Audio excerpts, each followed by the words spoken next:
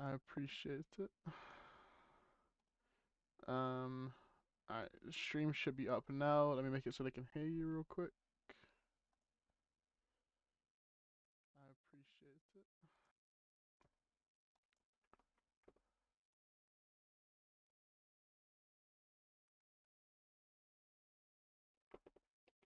Alright, stream's up. Let me get a Discord thing going.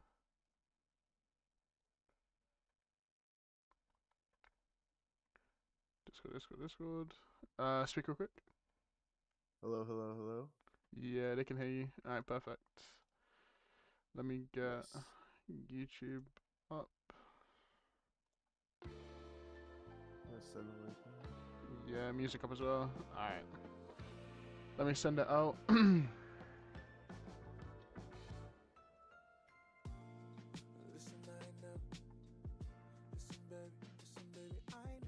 lovely. What's up, Mats? What's up, ZR? How you guys doing today?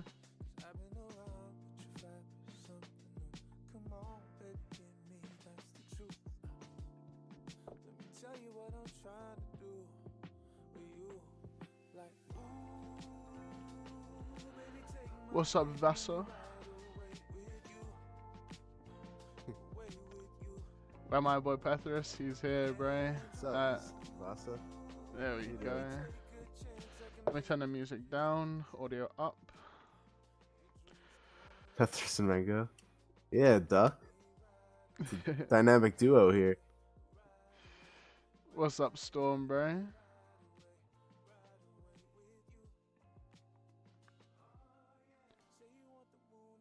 Kalawa the Century.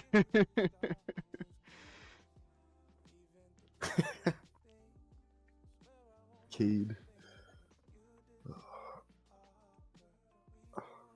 What's up, Astro, brother?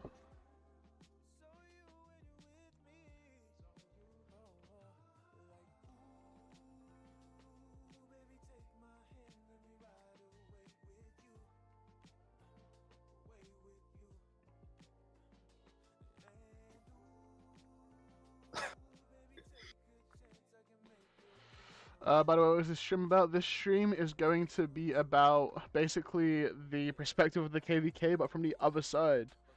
So, yesterday we had a stream about the perspective from 69 and 79. So, now we're going to be going through the other side of this KVK.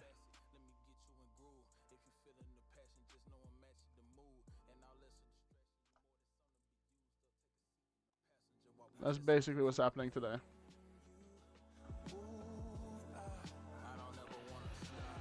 Better hit 1.8k this stream. Hopefully, Carlo, bro. I'm pretty sure we just hit 1.7k. Yeah, boys, we hit 1.7k. Let's fucking go. Let's get some hype in the chat.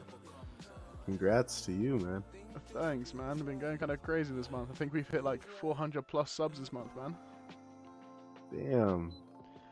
Yeah, That's great. This KVK went insane.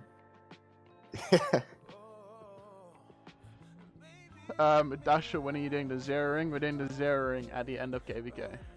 Another stream and I have 100 guys asking if Mango's migrating. Oh, yeah, man. It happens. It happens. I'll pin it. Oh, yo, thank you, Carla. I'm pretty sure that's for the new Discord server, right?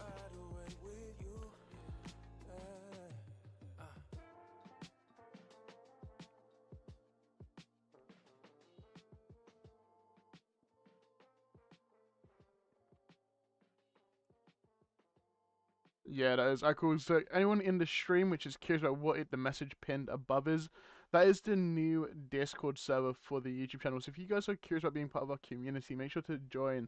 That way you guys will be notified when we stream next and always. Do a stream until you hit 2k. Maybe next stream. What will you do when KVK is over, bro? Zero all the dead weights. So is Mango gonna migrate or not? Brother, you're asking the wrong person. I'm just here. But I think we've got over 40 people watching already, Pethris. So I'm gonna say hello, and then at the end of this, we'll also show everyone a quick overview of what your channel is as well. Yeah, sounds good to me. So if you guys are curious on who is in VC of us, this is Pethris. I'm saying that right. Yep. This is Pethris, who is used to be part of leadership in 3873.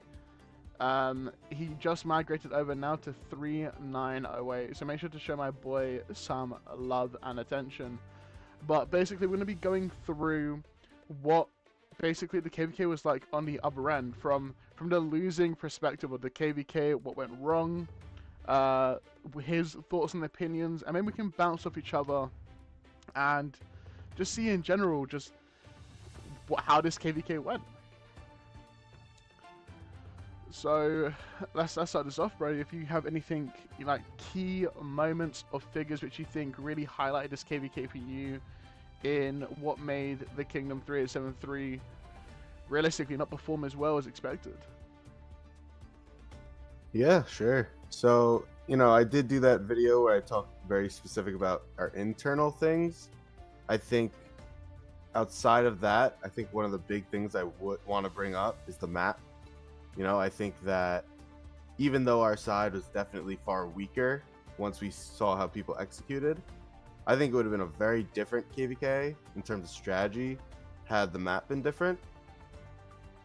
And, because the map basically set up for a 1v1, right? And while 69 definitely performed, you definitely saw a 73 that we didn't. And so I think that 1v1 setup was, devastating to say the least. Because the original plan, for a little insight, insider scoop, I guess, was for all of us to push one enemy. So all of us were going to go on 79, or all of us were going to go on 65, and just completely fort lock the other pass zone area on the passes. That was the original idea. And I still think that could have worked, even with 73 being as weak as they were. But we didn't get the opportunity to try that, So that is what it is. I definitely agree, bro. What I think could have happened. So me and you had a little bit of a conversation before zone opening. Yeah. And I'll be real, I feel like your biggest way of winning this was just genuinely setting up and having a defensive position in matcher as like a backup plan. And like you said, full on sending into one zone or another.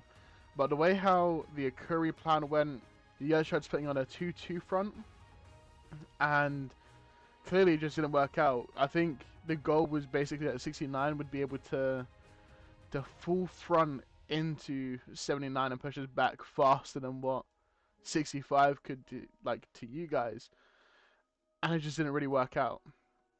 But if Yeah. you guys would have set up correctly defensively, like I was saying this before, you guys could have even if you guys would have just invested 12 hours, like hard locking a Curry and just playing defensive forts, would have given you guys enough time to also move over to Coucher and really set up defensively and play off your numbers a bit more and like really set up instead of taking that morale hit day one. But things happen, situations happen.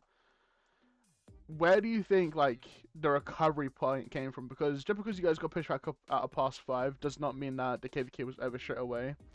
What do you think they could have, like, their leadership should have probably done at that point, just to kind of recoup the morale hit, rather Yeah, than I think sorry, carry on. that's really a great question, especially for a kingdom like mine where you have a lot of new leadership. There wasn't any. I think I'm the only SOC player, honestly. So that's something. But I think that failing to pull off the INL fort twice, the second time failed because of inactive leadership that logged off. And so, that's 2 hours into the zone. It wasn't even, or 6 hours maybe max. So the morale hit from that really hurt. And, then we went into a downtime where all leadership was off. And so we had 8 hours of no one in voice chat war leading or getting game lore leading. So as far as how to pull it back, I think that would have had to start at a very foundational level. And basic communication. So like when we did eventually get into your zone, the 69 zone 6, it took about 2 hours to figure out where to drop the fort. And an hour 45 in, I logged in. I said, "Oh my god, the fort's not down yet? That's insane." So I hop in voice chat and I start, barking at people like, "Hey, what are we doing? Like, why aren't we taking this past yet? What are we doing?" And they're waiting because they wanted to build a flag so people could TP in to go build. That's not how it works in this game, right? And that's the general inexperience in our leadership. So you could just random TP is my point, right? So I filled my city and did that, and then we got the fort down within 15 minutes. But yeah, to pull back the morale, I think you just would have needed more people in leadership to step up. Radio silence kills morale. It wasn't even remaking plans for morale. It was just silence.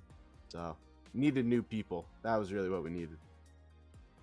So basically, from your perspective, it was just the fact of everyone was too comfortable taking a back seat and hoping that someone else would kind of take over the job for them rather than people being proactive. Yeah, that's a great way of saying it. That's a perfect way of saying it. I mean, I definitely felt that, bro. Don't get me wrong. There was definitely times in '79 where it also felt like that. I'm one person to be very honest and upfront. I mean, you can see on my stream where we were struggling hard in '79 at some points, and it just came down to the fact of the voices of a few managed to influence the many, which allowed our kingdom to keep on moving on. And I think you're probably right. I think that's probably the biggest thing which probably happened to '73, which made it so much easier for us to continue going. Because if I'm being real to the chat, if '73 would have put a little bit of pressure into certain points in the KVK, this KVK could have flipped into a very, very different direction. And what made it easier is the fact that 69 and 79 was able to kind of just overwhelm 65 like day by day. It was taking longer and longer.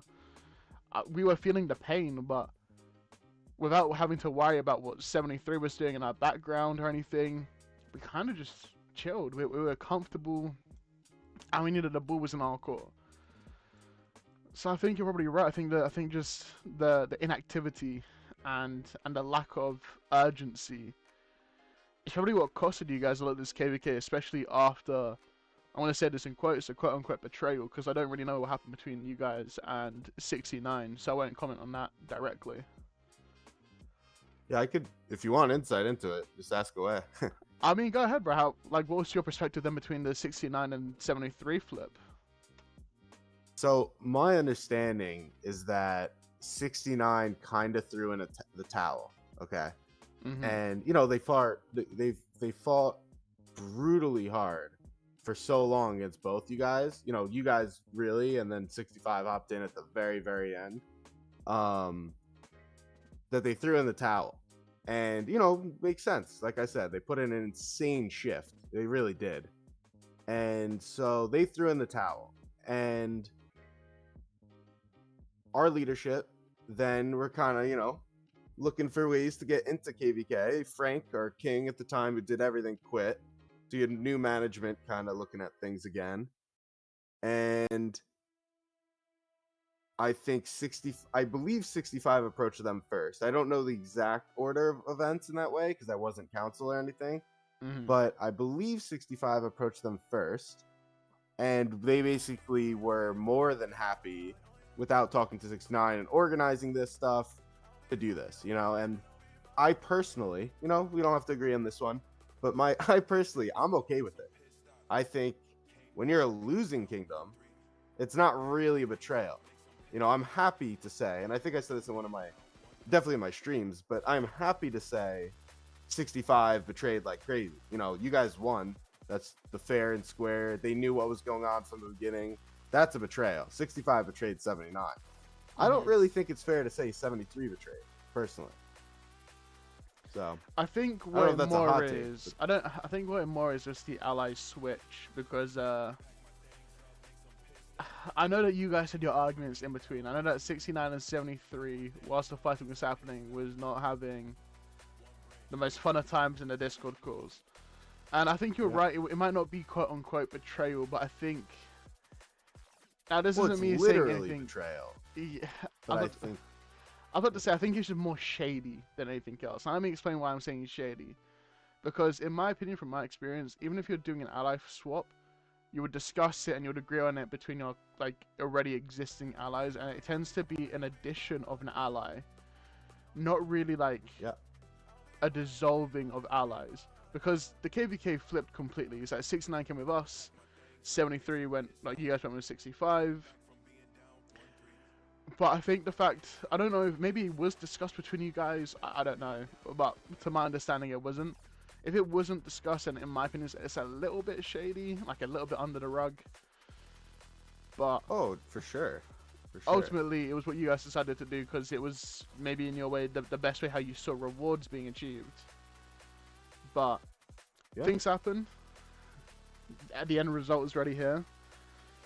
And it's unfortunate to see the way how it went down. To be fair, this KVK in general, I think this was an amazing KVK in the terms that it turned into 6 days long. But it was definitely demanding of everyone. And I think, like I said earlier, if 73 was just a little bit more present, I think this KVK could have been extremely difficult. Like, a lot more difficult than what it already was. Yeah, I would agree with that. And also, add a little bit of historical background to me. So I was a king for 3.5 years in a kingdom. And in our KVK 4, we were given the choice of betraying, and we didn't get any zone fights at all. It was zone 5 just ended, our weaker allies won, etc. So there was no fighting for the rest of KVK. We were the strong kingdom. Now you have Crystal Tech, right? So I made the decision as king with my council to betray. But the way I did it is I said, listen, guys, to our allies, we all spent on Crystal Tech. We've got thousands of dollars at play. I will give you 24 hours notice right now. From 24 hours from now, we will no longer be allies. Right? And I think that is the way you betray in a less shady way, because I think there is an obligation to your kingdom to do what you can. There's money. This is all money and time.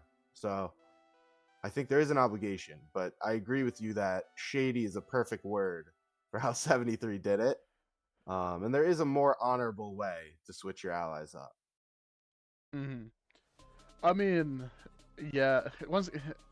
The thing about this KVK, from my perspective, is that it felt like we only directly got betrayed by 65, but this KVK felt like the backstab of the backstab, because we had, perfect example, 70 was allied with you guys in the beginning, 70 then betrayed, like actually betrayed 69 for one circle reward, and then they betrayed, and then they tried hopping over to 65 and got betrayed again.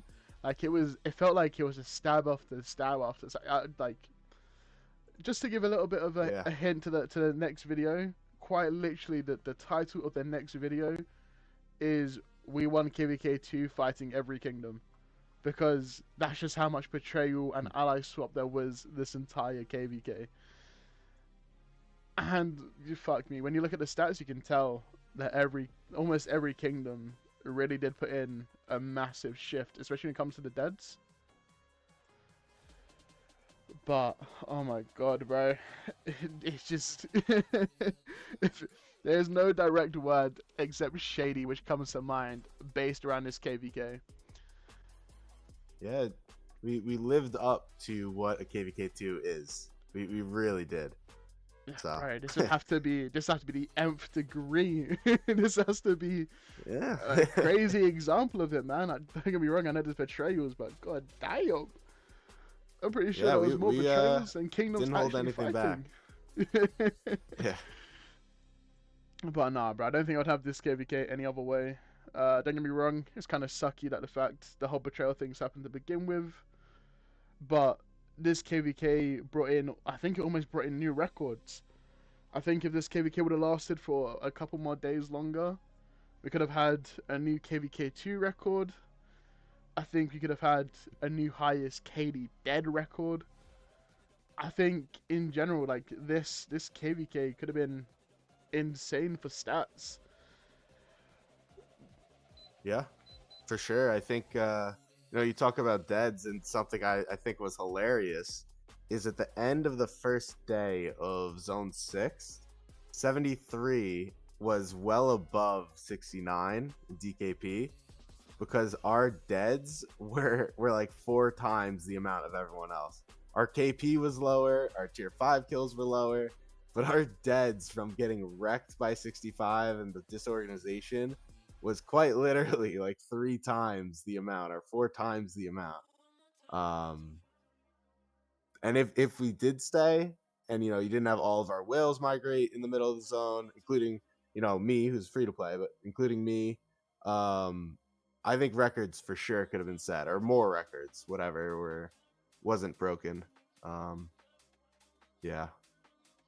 So We're gonna go over one thing real quick because I feel like this came to a strategic, can't even say the word properly, a strategy failure. Because what most people forget is placements in the KVK2 map also come down to pre-KVK. And 73 went so hard in pre-KVK, if I remember right, that if you guys would have chilled a little bit, I'm pretty sure you'd actually flip sides with 69 in the map placement. Now, do you think if the map placement was flipped, the end KVK result would have also been significantly different? Or do you think it still would have been kind of the same in terms of there would have been a betrayal? Allies would have still been like switched? Like, what's your opinion on that? it's a great question. I think that against 79, we would have had a better chance than against 65 because we were more equipped to deal with a larger kingdom than more quality, if that makes sense. Mm-hmm. And I don't think that would have won the KVK for us because, again, like for us, 73, there were so many internal problems. But I still do believe what I said earlier, which is that if 73 and 65 had swapped sides, I think we could have won. I do believe, no, maybe not that we would have won, but that there would have been a better chance because all of us would have pushed 65. We would have fort locked all the passes, and I don't think 65 could withhold both sides with the fact that, again, they are a quality over quantity kingdom. And once they were locked, it would have been very interesting then flipping and going all 79, and what strategies would have arose in that nightmare map setup that would have been. But I don't think it would have changed much if we were against 79. I think we would have lasted longer. But again, if you can't place the fort properly, if you can't back fort it properly, if you can't be online to place flags and repair and all these things, what are we doing? So we sold. We truly sold.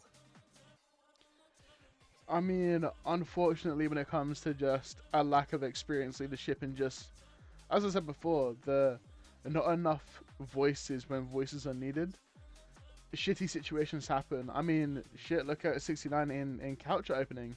69, by the way, did an amazing job, but they lost 2 forts? I think they lost 2 or 3 forts in couch opening just for the same sort of thing, just being a bit like aggressive and hoping for the best situation. And that's kind of what it felt like from watching the 73 opening happen as well. Is you guys placed your forts, you placed aggressive and defensive forts. And when I first saw that, I couldn't, of course, say it in stream, but I was sitting there thinking, how are they even going to be able to fill enough and hold the field control in order to achieve all the builds at the same time? And I think just having the few losses early doors led to a trickle of events, which led to you guys getting pushed down to your pass within the first 24 hours. Which, of course, is just a morale hit for everyone involved. Because we're sitting there thinking, oh, this KVK is going to end hella fast. 65 is sitting there thinking, damn, we're not going to be able to get our star. And, of course, from your kingdom perspective, we're like, damn, we've just been pushed back to pass. Yeah. But, I mean, you guys had quite a lot of numbers as well, if I remember right. You guys were the only kingdom which was competing with 79 based on numbers. Am I wrong? No. I mean, what we had was numbers. We didn't have. We had 3 to 5 competent whales, and not whales like you or you're, but Wales, just Wales in general. And it was nowhere near 65, right? I mean, 65 is doing one march to kill 6 of ours, you know? So Hmm. I could attest to that with my reports for sure. Um, but I think as far as our forts are concerned, I don't actually think they were terribly aggressive. The problem was L's fort, which was relatively neutral, like in the middle, was supposed to be flagged in front of. And they didn't build for 15 minutes because of leadership. So if you're not going to flag in front of the fort, then yeah, I mean, the fort was horribly ambitious. You know, I mean, what are you going to do if you're not going to execute the plan? Um, Honestly, I think that we had a lot of opportunity for success. I don't know if you saw it on the stream, but 71's main hop spot, we could block both flags with one fort, which we executed properly. Hmm.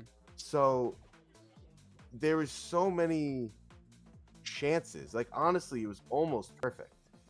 The problem really came in with just that L fort not getting flagged in front of. I think if we got, the 74 built, we got the INA fort built, we blocked off the mountain of 71 properly with both forts and flags, and then just INL flag line was not where it needed to be. Um, I do agree. I think I said it on my stream that I was stunned at how aggressive 69 dropped on you guys. I thought they were.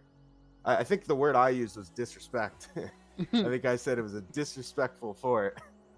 Um, Just a little bit, but it's okay. We managed to get a bird on yeah, it. which shocked me. It shocked me. So I didn't know if they were trying to like drain storehouse or distract or what, but it was very surprising to me how aggressive they were. I mean, in my personal opinion, I think what it was if they could get it built, our zone was really locked off quite hard. So it's really just them trying to test out their luck and really see how far they could really get with it. But of course, it kind of backfired because it meant that they had to play aggressively as well. They couldn't really take a chance to be defensive in any case, otherwise they just didn't have enough storehouse for it. And the biggest fault that I think we did with 79 is we didn't abuse the fact that they were so aggressive, which meant that their storehouse were just kind of destroyed. And that's honestly a fault from my end, because then once we realized on like day 2, it's kind of already too late to take advantage of it. I mean, you can already tell on a map still, kind of from where we tried taking advantage of it, because we had flags all over here, coming down here. And it was only once we started spreading them out a little bit, we saw more openings against 69. But Mm-hmm. it comes back down to just the same I do thing. have a question for you, if you don't mind. Sure, ask away.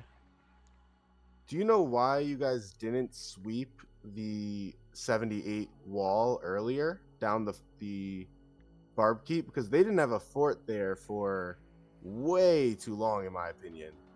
And I thought you guys were going to go hard down that route because 69 is obviously strong, but 78's not compared to you guys. I thought you were going to sweep and then go behind 69's flag lines. It just never happened. We just didn't have enough field presence. Every time that we would push into them, it meant that we would have to play more defensively because our uptime was 69 uptime and our downtime was 69 downtime. So the most that we could do was kind of get a burn or two off here or there and keep on progressing as much as we can without pulling too much away from the main fronts. Especially because also, if I remember right, we were here. It was that sorry, we were here, and the 78 fort was around here, I believe. So every time that we would push down, I'm pretty sure you can. Yeah, it's still 69 flags here. We would be pushed down on two sides onto the far left. So it was never really a free enough opportunity without being pinched by both kingdoms against us. And don't get me wrong, we still always tried putting some pressure down there because 78 shouldn't be allowed to do everything for free. But there's still also limitations, especially when we looked at the stats now. It's not enough of 79 when they're present to help out with the kingdom. But if we had just a few more Mm. people over, I definitely feel like it would have been a more viable option. Even just to be able to move like someone like Pickle. If we had a Pickle down there, and then I was to continue defending the middle and right flags, we could have went insane. But it's just not having enough of a field presence or having enough people in order to free up the people needed to be in the other spots. Yeah, it's fair. It's fair. You know, I think another thing with that said, and I think could have contributed to 78's delay initially, is the fact that they waited so long to drop this fort and do the flags over to it. I think it was the day before.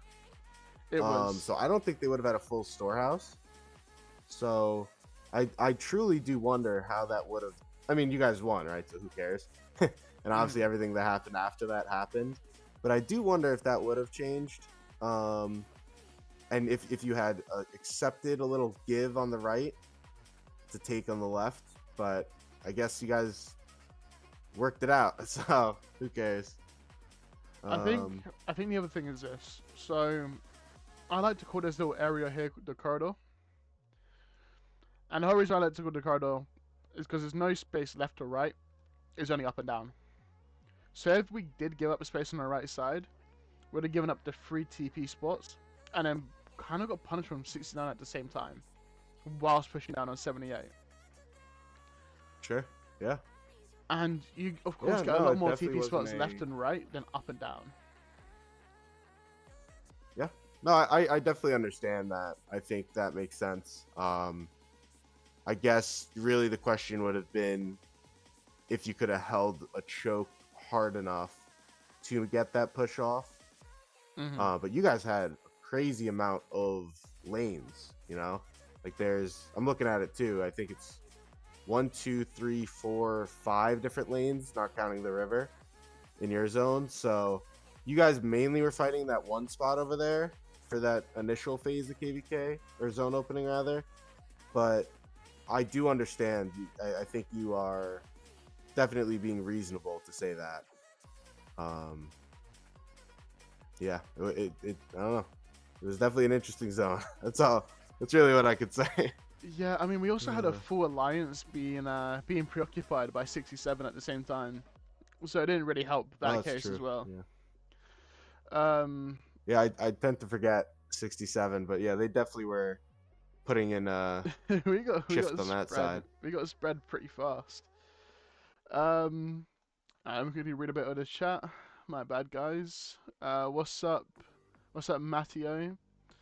From 78 at the beginning when I fought against you, 79 I lost so many troops. I mean, Garrison then took a nasty rally from the American, but every nasty rally from 80 mil is nasty when you're 27 mil. Yeah, just a little bit. If you want, Pethris, we can head into a little Q&A section right now. Have the chat ask us a few questions and see, kind of answer whatever they have. Yeah, that would work for me. Alright guys, if you have any questions, make sure to ask in chat, whether to Pethris or to myself or just about the KVK in general, be sure to answer.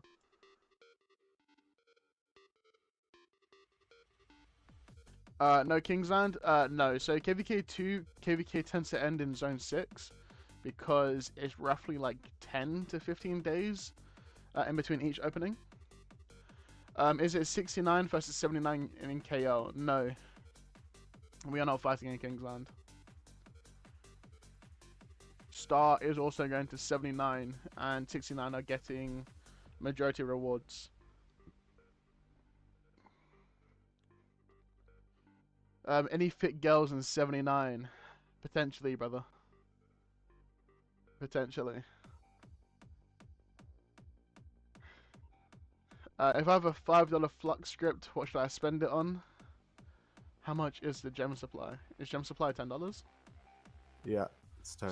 Save up another $5 and get gem supply. So 65 just got a big L. A little bit. A little bit. 65 had a lot of rewards on the table. And they lost a lot of rewards on the table. Lucerne. Yeah, Lucerne is also another shout. Join that new Discord server and be a part of the community. Yes, sir. Please be sure to join that Discord server. You guys want to be a part of the new YouTube Discord server, boys and girls. Dasha, did you pray? Of course, brother. Someone get constant out here, bro. This man cannot be serious. Yeah, just a little bit. No, I've got a flux strip for giving someone resources before I migrate. Then, as said before, probably Lucerne.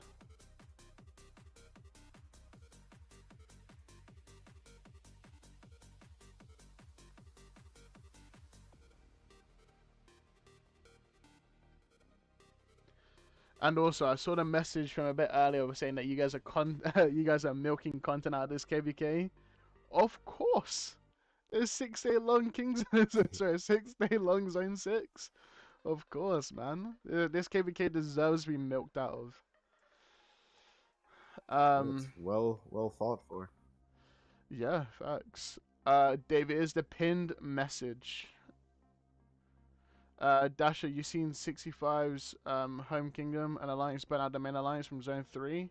Yeah, that a little bit of a civil war because I have the message. Someone said, quote unquote, most retarded leadership or something like that. Not my words. Not my words.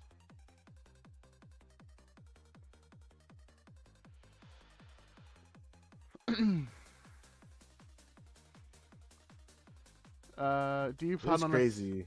Sorry, go ahead. I was gonna say it is crazy when you think about it that, you know, we entered the KVK with, well, we got 4 Imperiums and 2 of them entirely broke up. And now I got Mosey in my kingdom. But yeah, that 2 of them just imploded. Yeah, I think that just shows how kind of fragile KVK2 kingdoms are. Oh, for sure. Yeah, and how testing this KVK was, definitely. Do you plan on attacking 73, Mr. Mango? Eventually, bro. Eventually. We're gonna have to clean up their zone. So, eventually we'll have to enter in there and kind of get rid of them. A little bit of this, a little bit of that RKVK, basically, bro. I know, but I had a 5513 Martella. Why is she was shit tech compared to you, and the flag had 2 reinforcements max, so we traded 1 to 5, real bad. I think I might get zeroed because I'm a KVK map, but I'm not supposed to be. But I don't want to waste a TP if I'm going to migrate in 1 day. Bubble up. Bubble up. I should not be suggesting this, but pop a 24-hour bubble, bro. I'm sure no one's really going to care too much. And Smoothie, if you are going to migrate, keep in mind that Lucerne will go away. So do not buy Lucerne. Oh, yeah. Wait until after you're out of until you migrate and then buy Lucerne in the New Kingdom. Yeah, otherwise, think about it, those $5.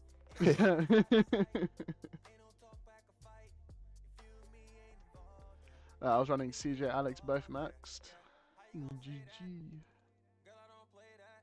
Yeah, I had my Catherine going.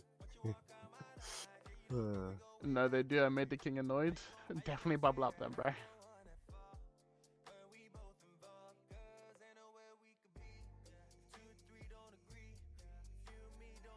Dash up into the Slayer dude with the funny gifts. He is also in 08K. No, Lucerne carries over now. I don't think so. The only way that Lucerne carries over is if it's within the same bracket, I believe. If it's not within the same bracket, you lose your Lucerne. But also, don't quote me on that. Will Mango ever run a siege march? No, more than likely not, bro. Don't get me wrong, you get really good trades for siege, but you also just get it's just not a lot of KP.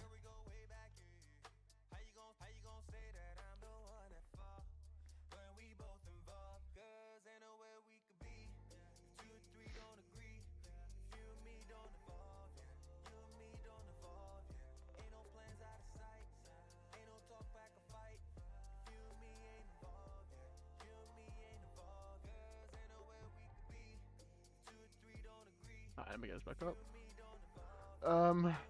Yeah, so it's very annoying. He attacked a farmer. Did he?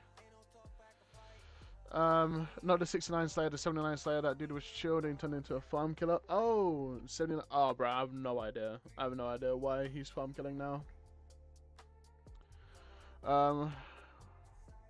What do you think about that, Peter? I'm gonna assume that Peter is a Siege player.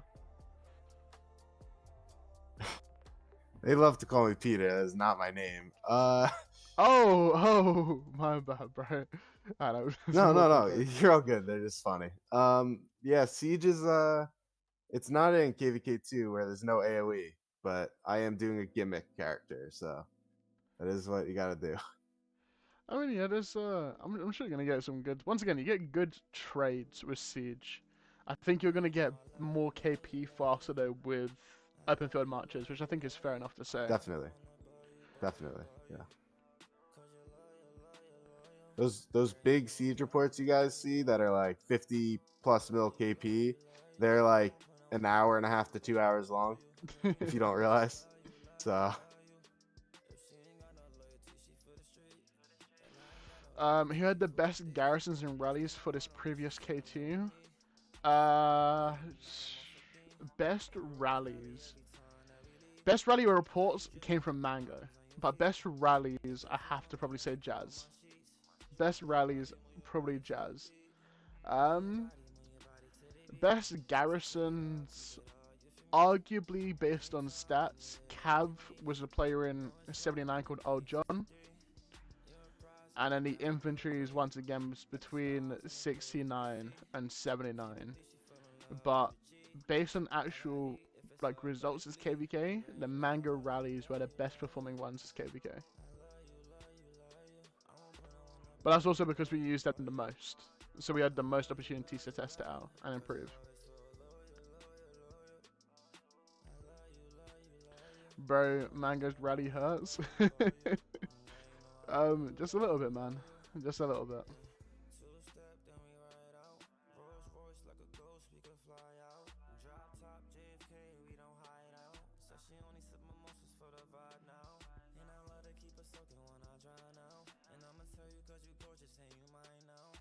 Alright, do you guys, Thames Garrison is cracked out? Yeah, he has a pretty good Garrison. Sure, but 300 mil T4 KP means you farm killed a shit ton. Don't agree with that because T4, if you said T1 KP, I'd have agreed. 79 went crazy this KVK. Yes, we did. We took a shit ton of deads and we carried on going. Do you think 79 is hard carried by Mango just like in KVK 1? Yeah. Arguably, yeah, but it also just wasn't Mango. There's a few people which did just as much as Mango, especially people like Pickle. Oh my god, bro. When Pickle was online, it was insane. But when it comes to mine, I'd say Pickle, Abu Ahad, there was a Korean guy, and Mango. Them four hard carried a lot. But that's what you expect from your Krakens. That's the whole job. Mango account is good in field and in rallies. Mango's account shows a lot of improvement to do along the way, man.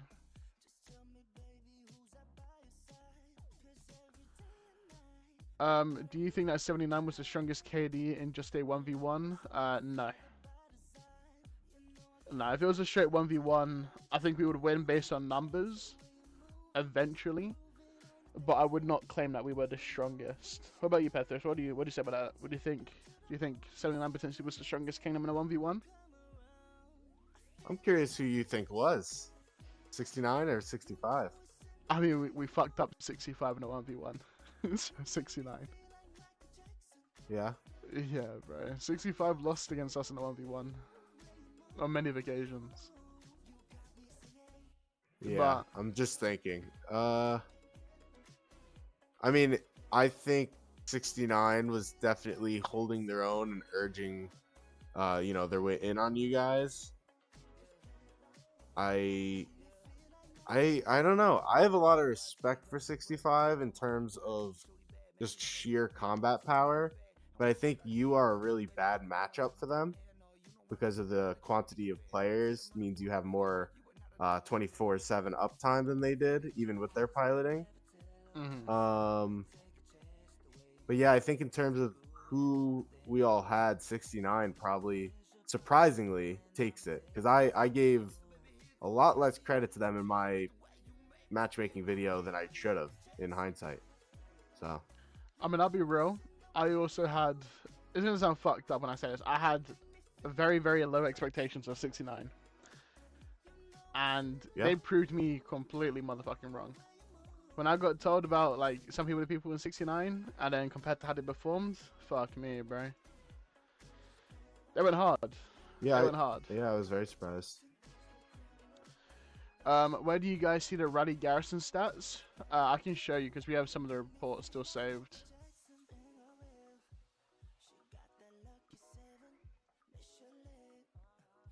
We can just go through a shit ton of the reports.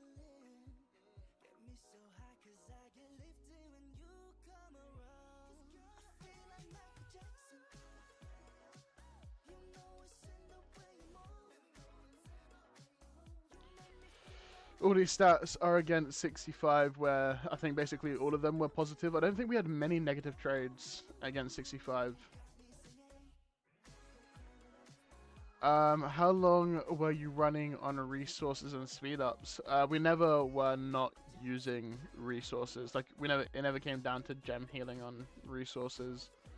But speed ups, we ran out of speed ups quite fast. I think we had 1.5k by the time the zone opened. And I think by day 3, we were basically out.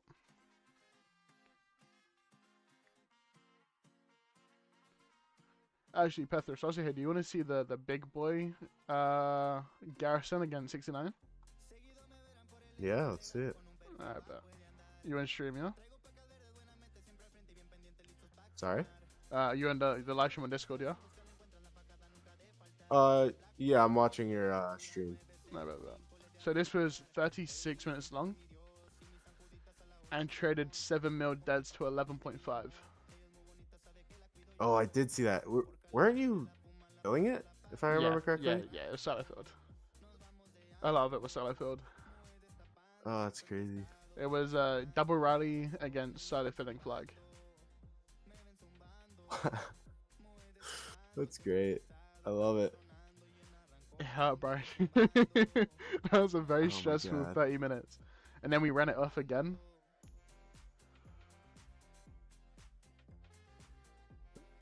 Yeah, look at that. Holy. I'll be real, where we started losing the KP trade was actually from the Swarm, but the rally to Garrison, we were winning quite hard on the KP trade, if I remember right. Yeah, now imagine if you had SOC Swarm Tech. That would have made this different. But arguably, imagine if you had the SOC extra reinforcement capacity. I don't know. I feel like their constant swarm would have gained a little bit more. Potentially. 69 would have bullied 65 on a 1-on-1. They would have. 69 was basically 65 kryptonite. Here's how it kind of felt like for me, is that 69 would have done amazingly against 65. We would have done amazingly against 73. 73 would have done fairly okay against 69 based on numbers like we did. And 65 just for the bullies or the KVK. I don't think we would have done well. I gotta be honest. I think 69 would have crunched us. Fair enough. I mean, I'm just looking at it based on the fact that we did pretty well on numbers wise. Baka is one of the biggest wells of Krakens in that KVK, still losing 2 KVKs in a row. Fair enough. I think winning or losing KVK still ultimately comes down to how good your kingdom as a whole performs.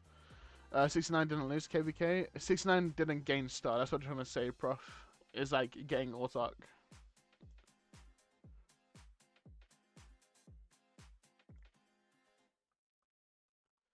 Let's check. How's everything going? We basically took pass already. Yeah. The way I like to explain it is that 79 had insane players and some Krakens, and 65 had a lot less players but insane amounts of tier 5, and 69 was the blend of the two. So you had a lot of players and you had a lot of tier 5. Mhm. So that's really what they married the two really well in that kingdom. There was so much weirdness which happened in SKVK overall from the beginning to end, from the 66 switch up, the migration issues. But I Yeah. think as a whole, I think this KVK ended out the best way it possibly could Well,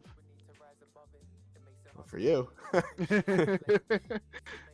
I can't Yeah, say the same. yeah, maybe for me. But I feel like I still feel like you had your little bit of fun whilst you were still here.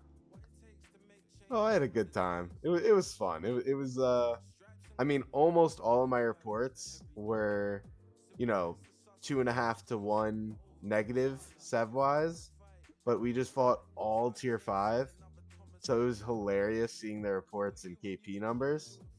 Hmm. Like I think there's a rally Garrison too, where it's completely even in numbers, but the KP is 3 to 1 positive for us because of just sheer tier 5 of 65 that we fought. It was a wild Yeah, KVK. I mean, I'm not It gonna lie, really was. this KVK ready to help fix up my T4 to T5 KP ratio. Oh yeah, I'm sure. I'm sure. Would be crazy if 6 and then betrayed you guys. Would get me to 10 bill KP. So selfishly, I'd be happy. But I think all kingdoms are kind of too drained now to even think about betrayal. 69 have less active players than 65. We won't, don't worry. Yeah, bro. I don't think anyone's right about betrayal.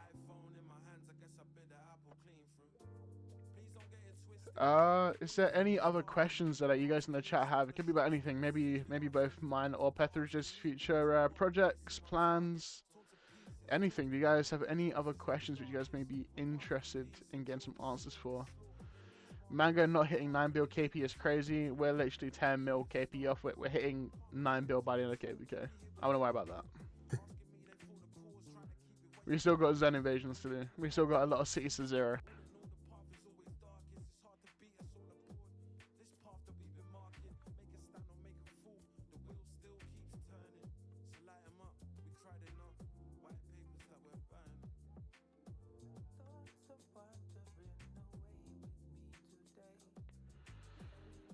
Pethris, what power is DS pushing KVK to?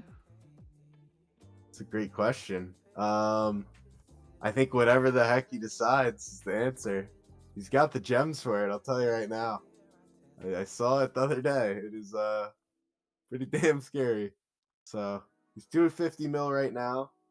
He could probably get, you know, at least 400 if he wanted to with what he has on hand of gems. But we'll see what our KVK demands. I mean, our kingdom has an insane amount of Krakens for the region. So I don't think he has to. And I think he'd rather keep them. But we'll see. See what he does. Hi Dasha, what's up, Oliver? That Korean guy who migrated out after you guys won KVK. Huh? Wait, let me check. Oh, what do you have to say about your Krakens migrating out? It's part of the game. It's part of the game. I don't think anyone is necessarily mad or upset about it. It's honestly just part of the game, especially for KVK too. I have a question. What's up, Asa? 78 versus 67. Who was better? 67 had better field presence, but 78 was more persistent. Is 42 migration done? 42 migration is not done yet. If you guys are interested, I'm pretty sure the migration is up on our main alliance, but we are only open for sim season migration. Dasher got to get his hand on piloting that DS account. Well, maybe not that DS account, but I might potentially be piloting inside that KVK fumbled, potentially. Dasher, can you call? Can you please call Pethris Peter? What's up, Peter, bro? All right. All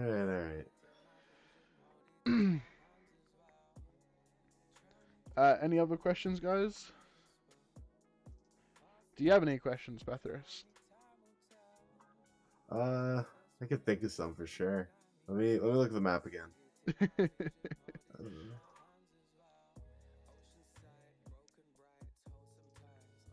So actually, I will bring something up. So one of the things that I was saying in this zone 6, my zone 6, is if you swapped 70 and 71 for my zone 6, Mm-hmm. and 70 was able to do the wall hop into the zone, I think this would have also looked very different, because the fact that 70 had to flag the long way and deal with all of the random TPs, and I think there was like 30 to 40 tier 5 random TPing from 65, basically made 70 obsolete. If 70 was able to wall hop where 71 was, I think that would have given us more time to forgive our leadership mistakes, and that also would have made the zone much more interesting. I don't know if we would have won, but it would have made it more interesting. I feel like 70 was just obsolete full stop just KVK. Because 70 only really had like 3 or 4 good players this whole KVK. Oh, for sure, but they could have built, and that would have bought us the time that we needed. Yeah, I mean, it also depends if they were able to build full stop. If they had marches on there preventing the build, it would have been like the exact same. Yeah, I guess it's a question if they could get lucky enough with their Random farm TPs. bubble random TPs. Yeah. Yeah, I guess But so. what was I gonna say? Oh, that's what I was gonna say. At the end of the first day, to your point, 25% of their kingdom's DKP was their king. Yeah, I saw that. Yeah. We looked at the stats and we looked at the fact how Mango's solo DKP by the end of this KVK, I'm pretty sure is higher than their whole kingdom. Oh, for sure. It's probably higher than them and well, probably 2 times them, I would think, at least. I wouldn't be surprised. What if 73 got a good migration? Do you think KVK changes? I'll be honest, I think 73 had arguably a better migration than 79. Really? Yeah. On your average player We only base, used yeah. 4 cross season. We didn't have any cross season in 79. Oh, wow. Yeah, it was all same Surprise. season. All same season. It was all Abu Ahad. Pickle actually came from a younger kingdom than 79. And then Mango. Wow. So Yeah, I didn't know that. it literally was just all same seasons in 79. Yeah, we got a lot of good middle and lower players. We didn't really get any upper. And it sounds like you had the opposite issue. You got a lot of really upper players and didn't fill out good middle players. Would you say that's accurate or no? I would say that we took in too much dead weight to satisfy the need of one potential good player, which led to us having a few really, really good upper players of the core group from 79, and then a significant amount of dead weight. Because we were a 4 alliance kingdom, and I would say arguably only one alliance for this entire, like one alliance worth of players for this KVK. Wow. And that's Yeah. being kind of It's gonna be a generous. lot, really.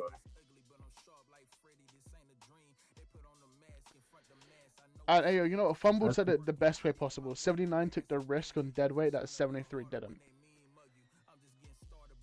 Hmm.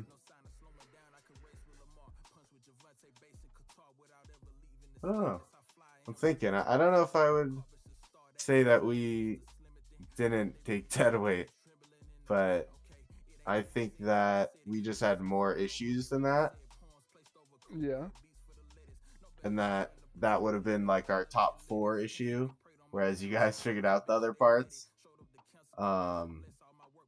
Because we had, I mean, technically we have 4 alliances or had 4 alliances of players, and 1.5 of them were practically farmers. Still a lot more than the average kingdom fought for sure, Mm-hmm. but we did not accept quality players. We just accepted players that showed up, and that's not a bad thing either. I think just having presence is important. But yeah, I mean, like I said, I think genuinely 165 player was a 1-to-6 ratio of players. Um, I mean, they were field fighting us 4 flags deep into our zone. Like, it was crazy. So I mean, yeah, I feel it. I mean, I think the other thing which let me put this in this perspective. 79 were also blessed for the fact that they had a war list ready 24/7. So now if we remove that aspect of the war leads with a lot more experience than anyone else in this KVK in here, I feel like 79 gets put in the same situation as 73. hmm. Because when you have Yeah, the experienced leadership to put everything in place from day dot, it allows a lot more freedom and a lot less issues to occur early on. So I guess you don't really get to see the highlight of the deadweights being around. yeah, that sounds fair to me. I think experienced leadership does not first off does not get nearly enough credit from people, and I think that would make sense to say. I would agree with your statement. Dasha, how did Mango react when you told him about the 65 betrayal? He said, bet, so we get to hit 10 bill KP. That was his exact words. Who do you guys think is going to win? 489 versus 93? 93 will beat 489, but 489's allies will smoke.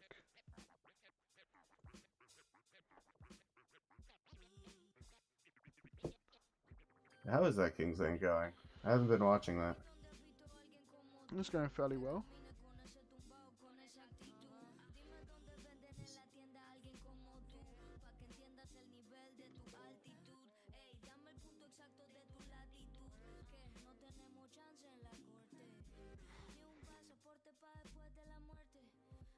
What was do you know the history of the Funny Duck account that was with you guys? So it was bought by DS. Oh, okay. Yeah, it was bought All from right. DS for 22k. Damn, that is crazy. Yeah, it was a shit ton of money. I wonder if that was even worth it. Um, More than likely not. You probably could have got an account for like 3 and then powered it up for another like 5 to be To be just as good? Yeah. probably similar. Yeah. Funny that came from 388. Bought by DS for 22k. Dash, do you know Al Haytham's pilots? Nah.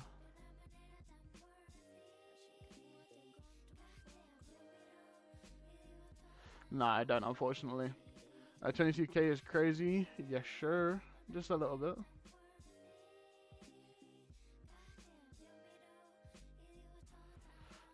He now has a T5 account in KD 4000. That's probably the reason why it went down, man. Is he just wanted to spend more time on it.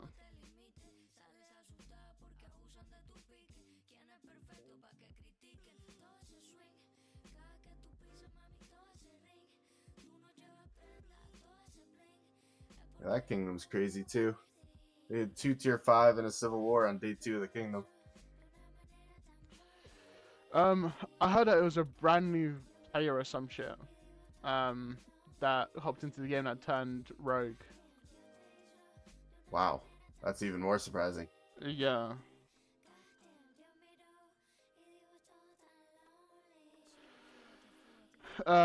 Did Jasmine disappoint or nah? A little bit. A little bit. I mean, I'll say this: we managed to close in on the 2 bill. Sorry, there was a 4 bill KP gap between the Mango account and the Jasmine account when KVK started. There is now only a 2 bill gap between the Mango account and the Jasmine account.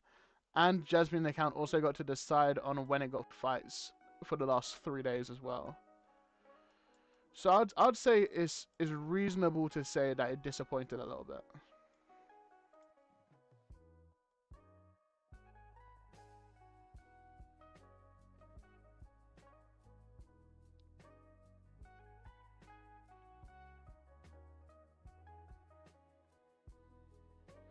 Remember her against 26. She didn't stop sending against. She shouldn't. Well, remember her against 26. She didn't stop sending against you. Seems she didn't try. It's not that I don't think she didn't try. I think she just. I think when you know you've lost, you kind of question if there's any point in it or not. Which is fair enough. Yeah.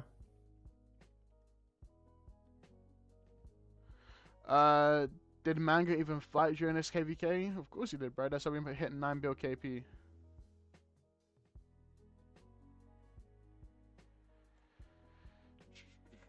Met DS in Kingdom 4000. They both got T5 and A2 established connections and proper starters account from there. Yeah, more than likely.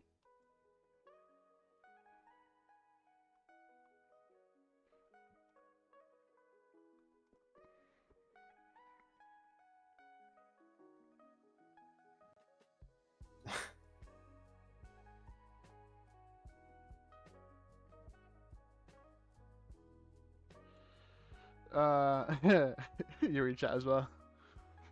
Yeah, yeah. I'll let Yeah, you answer no, that one, man. listen, I've embraced the deadweight status. You know, my Discord is Pethris Deadweight Farmers. My group chat's Pethris Deadweight. I've embraced it. That's my brand. Hey, man, at least you accepted it. Yeah. My main probably has more tier 1 kills than you've ever seen in your life. I think I'm at 400 mil. So. Wait, 400. Wait. 400 mil T1 KP. Yeah. Yeah. Pause. No. 400 mil tier 1 kills, and then I have 225. I think off the top of my head, not counted because it's too old. Jesus, bro. You're so Yeah, dead weight that even you're admitting it. Jesus. Hey, I'm proud of it. If I want a record, I've got to get something, you know, and that's what I'm gonna go for. What's 79 KVK3 bracket looking like? I believe it's from the youngest kingdom in this KVK bracket up until 94. Did a real man go fight sometimes, or he just watches? Of course he fights, bro. He enjoys the game as well. Pethris should do one more restart and then actually spend money on it also. What do you think, bro? I mean, I'm 50k into this game. I think you know, unless I have a pretty damn good reason to, I'm probably not restarting again. Also, the fact that they're adding Crystal Tech, the KVK1, makes me never want to even look at it again. So, do we know if it's actually like paid Crystal Tech K1? I believe it's similar in the sense that it's a system that I believe goes away that you can get pop-ups for. Jesus, bro. I haven't looked too much into it because, like I said, I have no interest in a KVK1 again. Yeah. So, but yeah, I mean, that is the craziest update to me, if that's true. It does sound pretty fucking wild. Yeah. Yeah, Pethris restart with me. Yeah,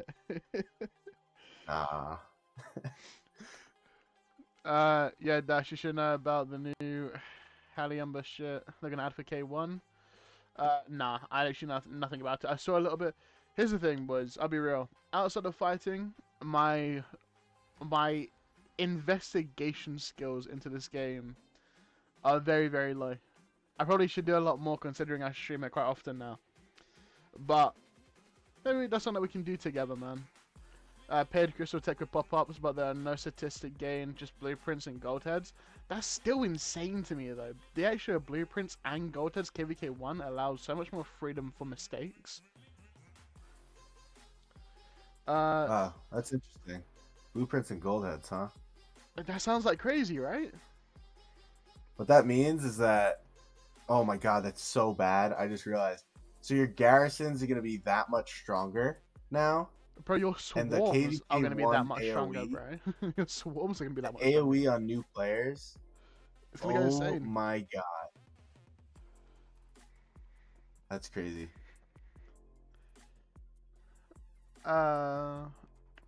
It's like the beginner event that you spend money on, like Crystal Tech, but it's only for that event. Do you think 79 and 69 will team up in KVK 3 and still be able to beat up any other kingdom? I think it depends on how the KVK 2 bracket above goes. Like a few more heads and one legendary blueprint. You can get iconic 5 Eternal Night KVK 1 with the Crystal Tech. See, that's 2 different pieces of information. What do you think about Sunsu Prime? Sunsu Prime is good. Really good. Sunsu Prime arguably is now within your top 3 marches.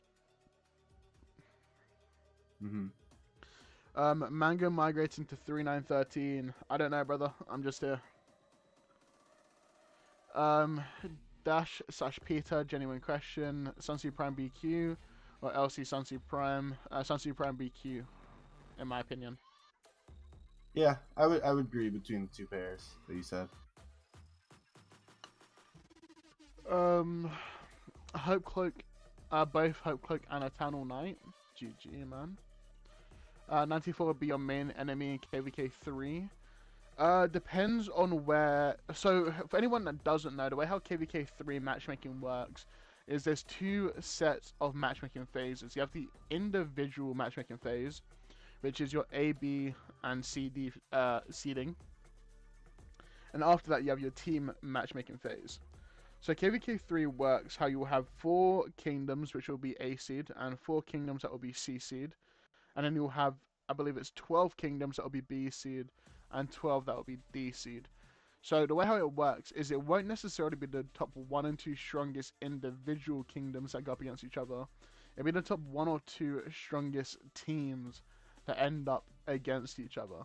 So what a lot of kingdoms usually do for KVK 3 is if they want to dodge another kingdom, they will ally the weakest of allies to get the top 3 and 4 matchmaking into KVK 3.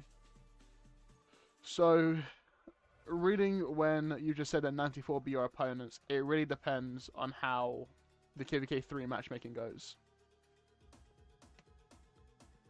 If 94 loses KVK, I doubt they'll be strong in KVK 3. Same with 89, but their cross group seems loyal. I'll be real, I haven't really checked much out of either kingdom, but if I pilot it, I'll be sure to show it out. Wait, Dasher, who do you think will win the upper bracket? I've had a lot of talk with Kingdom 94, so I'm rooting for Kingdom 94 personally. What about you, Pethris? I forget who's allied with who. I'm rooting against 86 personally because I know Zeb is in 86. So as long as 86 loses, I'll be happy. But I will also urge everyone to keep in mind what you just watched, right? And you just watched 65 absolutely implode. You watched 73 implode. Predicting KVK 3 is going to be a very difficult thing in this bracket because God knows where we're all going to be by the time KVK 3 comes around. Yeah, you are very right. Yeah, let's go 94. Down with 86. Crazy. Can we zero the Seb guy? Sunsu Prime is basically the OP in version of Huey. Arguably, yeah. I don't know. He's got some nice AoE. I don't know if you could say that.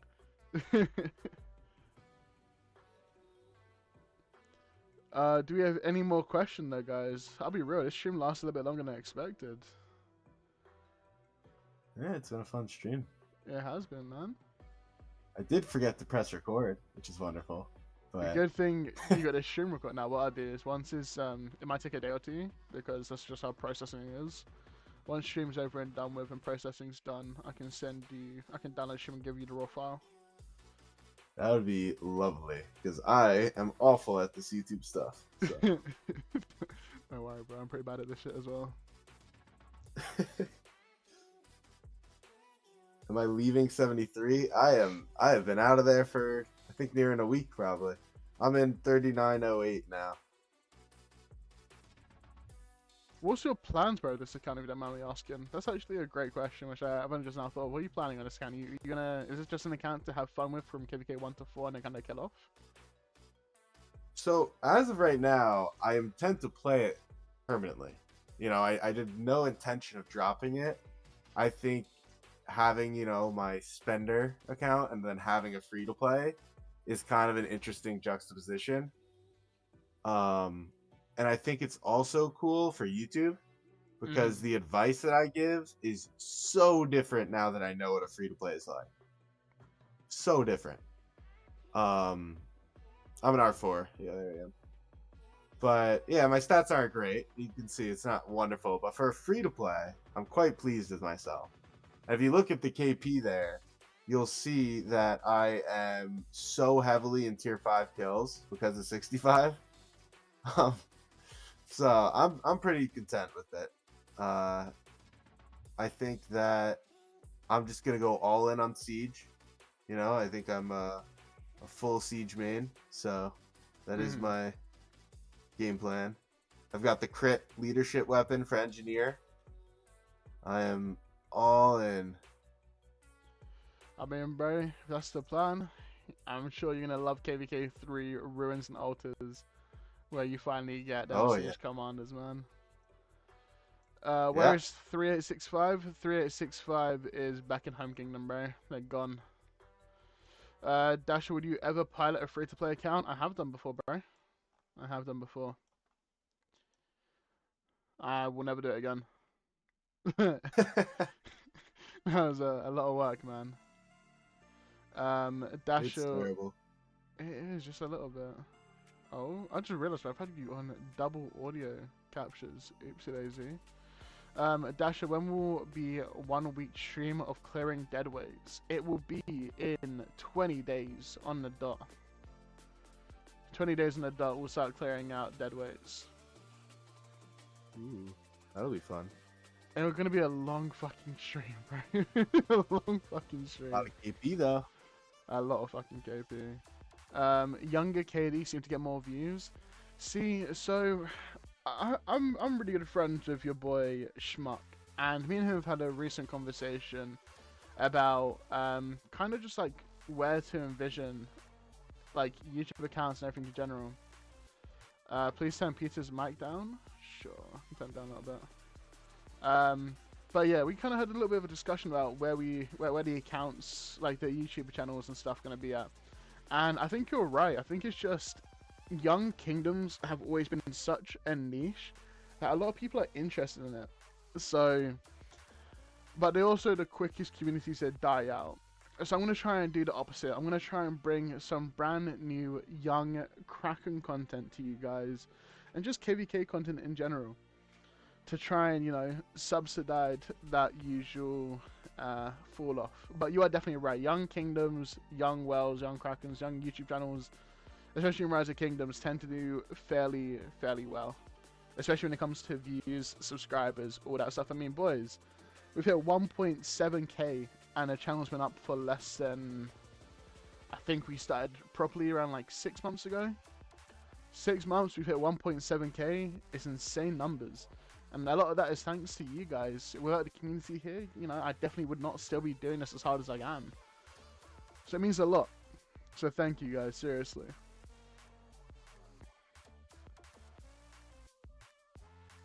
Young Kingdoms get views, but let's be honest, Mango gets more. A little bit, bro. Young KD is the new meta. Yes and no. Yes and no.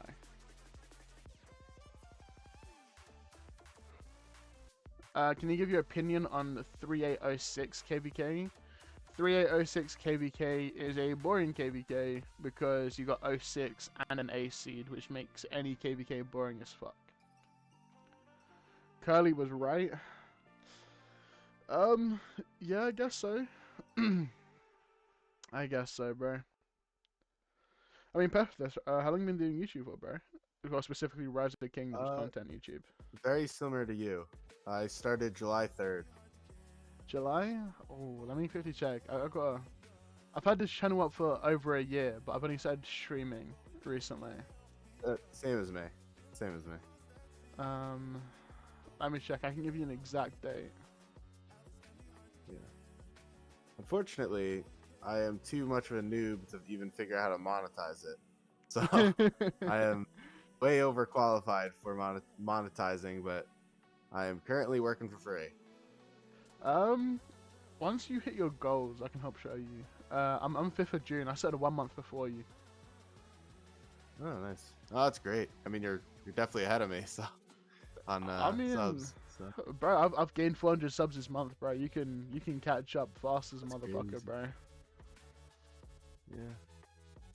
I hate, by the way, just to say my bit, I hate the whole YouTube Young Kingdom meta. I am anyone who knows 73's early history knows that I hate that. Um, YouTubers that join projects grab 100 subs because these groups are like 1,000 people, and then they leave it within a week. Make me want to Kraken out in their kingdom just so I could zero it and then quit the account. Because there's a few people that do that, and it is awful.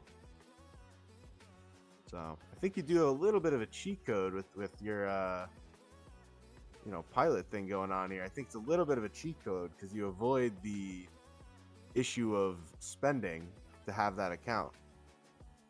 Yeah, a little bit. But Yeah. I think it also provides a level of content of a higher level experience of the game, which not a lot of people are really used to. I mean, you've got a lot of pilots which do this now. Like, you've got Enzo, Bot Impossible, myself, I know Byte, for example. Like, you got a lot of pilot YouTubers which seem to be doing really good. I mean, Enzo's got 5K, Bot's got 3K. And I think it's an intriguing thing to see people who just have a little bit more experience when it comes to the fighting, war leading, all that stuff. Yeah, I also think it's something that until probably within the last 3 months has been such taboo to speak on. I mean, Chisco wouldn't even say the word pilot until about 2 months ago. So, I think you have such a interesting niche right now in the community for everyone to really get insight into. Just a little bit, man. I mean, I'm enjoying it day by day, like earning my extra funds and stuff. What's up, Solar? Dasher, you should have seen Peter's aura farming in his group chat a few days ago. He was flexing his income.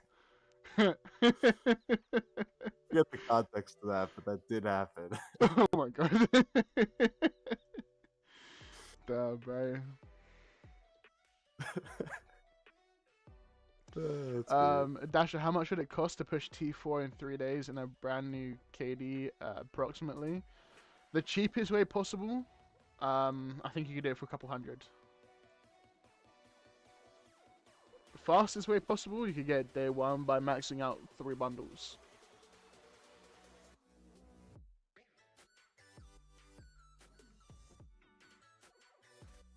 Pethris is aura farming so hard. I feel like we have to get context now, bro. The chat's talking about it. We're gonna have to get some context, bro. What happened? What happened? I'm trying to remember. It was something with Smoothie in the To win chat an here. argument against a 13-year-old? Well, he was dissing me. I had to respond. Can't just let it happen. Damn, bro. You got pressured by a 13-year-old, bro. Yeah, man. I mean, it's you. See, you don't know this, but I actually made an emoji on my Discord of a hammer hitting a smoothie bottle for this exact purpose. That's great. I'm gonna make a whole line of those emojis once I get monetized. Just waiting. I love that stuff. Do you think with the increase in spenders we could ever see a 5-bill alliance KVK 1? I don't see why that wouldn't happen. I mean, with these new restart projects coming up, I was about to say, I think that I wouldn't be surprised if that's already happened. Like, pre-KVK 1 5-bill, I'm gonna assume that's what you're talking about. Pre-KVK 1 5-bill, and I would still argue, like, potentially, bro. I would not be surprised.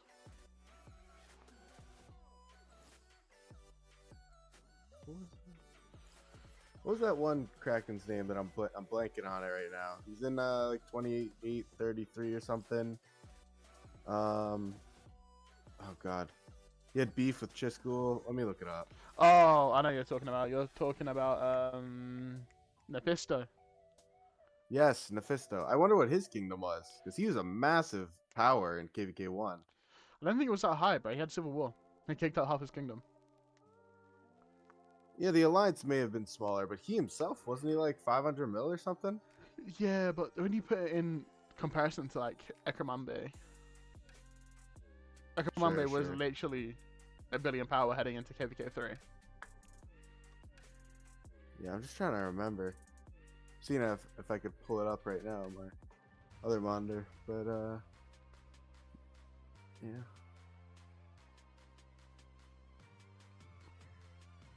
Scarab might hit that. See, here's the thing. Scarab has a shit ton of members. But I don't know how many Krakens. How many Krakens require to hit 5 billion, like, power? It's a shit ton. It's a shit ton. Like, it's a lot. Like, boys, let me put some more emphasis. It's a lot of Krakens needed to hit 5 mil power KVK 1. I mean, no, just to put some more emphasis on it, yeah.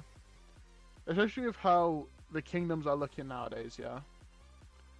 Where is E? Once I've logged in, I'll quickly change over to the main account. Yeah, Scarab is low-key jam-packed as hell. I don't even think it's the fact that they're jam-packed. I think it's just based on the fact of how like unfeasible it is. It's just a lot of money required early doors. Didn't 3866 hit 5 bill power K1 or am I high? Look, during KVK 1 is also a different story to pre-KVK 1. Yeah. For reference, by the way, if you have 120 members, the average power needs to be about 42 million. Exactly. That's that was the perfect way of explaining it. Can I join your call? No, bummer. Not yet, bro. 66 hit after troop push, etc. I mean, legit before KVK. No, bro. That's hard for me to believe, bro. Because like I'm looking at 42. This is an off-season KVK 3 kingdom with Krakens, bro. This is gift level 30, off-season, and we're just shy of 8 bill. We got 100 mils as well. Like we're holding power right now. 5 bill KVK 1. Oh no, bro. That's crazy. Oh no, bro. Like I said, during KVK 1, believable because of the amount of slots that you get. But pre-KVK 1, it's just hard to believe. 66 didn't hit 5 bill before Lost Kingdom opened. I would assume they didn't. You know, if I have max ecotech to upgrade my academy to 25, you need max ecotech to get T5. I know that for a fact. 66 had gift alliance gift level 27 in the end of KVK 1. GG, bro. Damn, 06 Loki got a better top end migration. I don't know about that one, bro. We're still going through a migration right now in 42.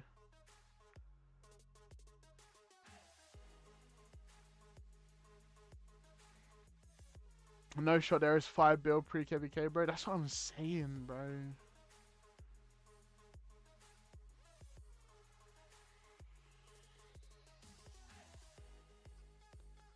God damn, bro. My DMs blew the fuck up. Okay.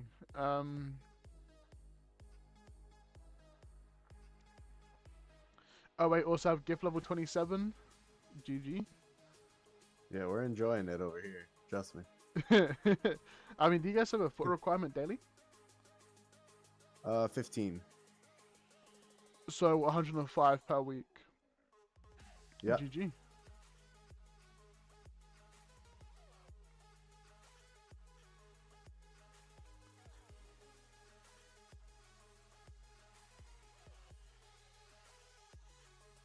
Oh wait, did it after K1? See, once again, we're getting back to the point. If it's after KVK1, it's a much different story. Yeah. I think we'll probably enter KVK 2 on the map around 7 billion, I think. That's fat, bro. We're 5.6 right now, and we're about to get another 15 spots or so in the next couple days. And then, yeah, and then we got a lot of pushing to do. So, I think it's possible.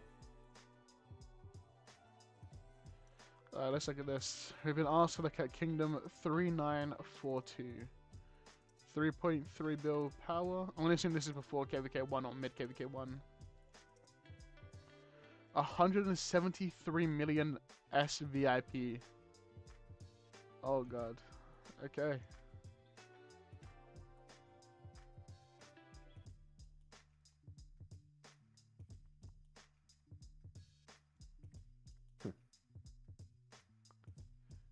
GG, bro.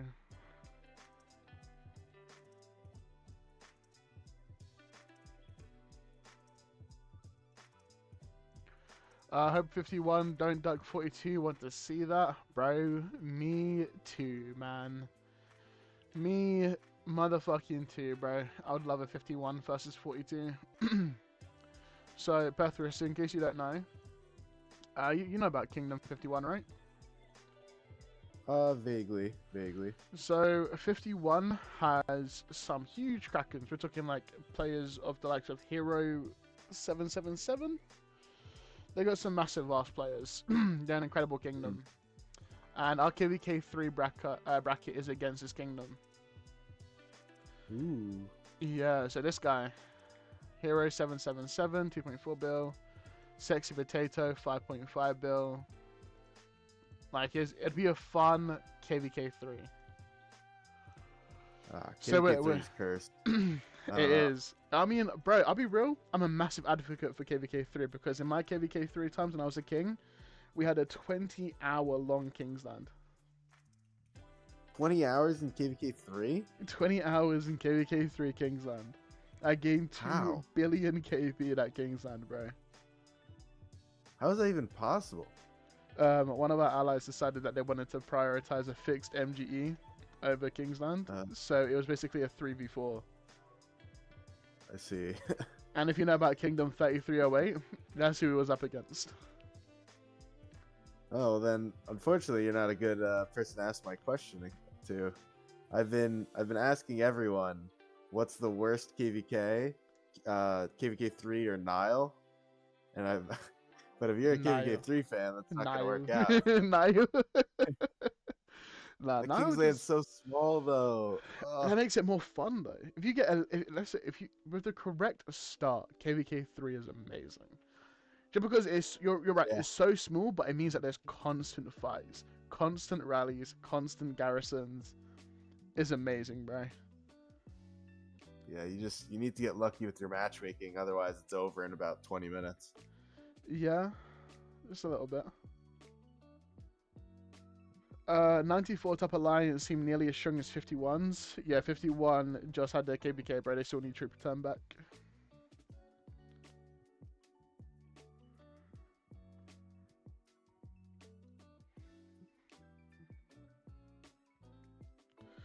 Yeah, constant for like a few hours though. But a few hours. Here's the thing: would you rather a constant few hours of fighting, or on it like staggered fighting for 12 hours? Because I would choose the constant. Yeah, I think between those two that makes sense. That's just how I say. I mean, when you look at most zone 6s as well in KVK2, I would say it's the same thing. I think you're either going to be blessed with constant fighting or hella staggered fighting. Yeah. Trying to think if I disagree, but I feel like I can't have I don't feel strongly against that. So real talk, what are the chances that 69 betrays 79 for Ziggurat? I'd say pretty low, bro. 69 are also drained. It's not like they're fresh. I think it's about 0%, personally. Yeah, there's also just no point. Because if they betray us, then 65 just re-enters the KVK, and then it's back into that whole cycle. What other KDs are in 42 KVK 3 that are strong? It is 34 and 40.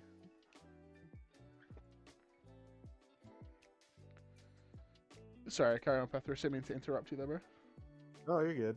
I was just going to say, it's also the concept that you have to remember mentally that 69 just threw in the towel. They were done for the KVK, and then they got let back in by 79 to fight, for the next 3 days after that again. So not only are they drained, but I think there is also a level of gratitude. Mengo, from what I hear at least, paid a hefty sum to get them back in as well. I think there's a good sense of loyalty because of that. I don't think Mango has an issue with me saying this. We said this on stream before. Mango has spent 110k this KVK on Flux alone. So That's great. I love it. I love it. That's amazing. yeah. So I don't think anyone's gonna betray anyone. Yeah. I mean, yeah, but like compared to the fights in K2 or K4, it's mid. I mean, it's mid for a reason. It's mid for a reason to provide the younger accounts some recovery time into KVK4. Because once you're in KVK4, you're in that stock cycle. And once you're in that stock cycle, you don't really get much of a chance for recovery. And you need to be recovered enough to acknowledge the fact that, you know, your bad trades also need to be, like, recovered for.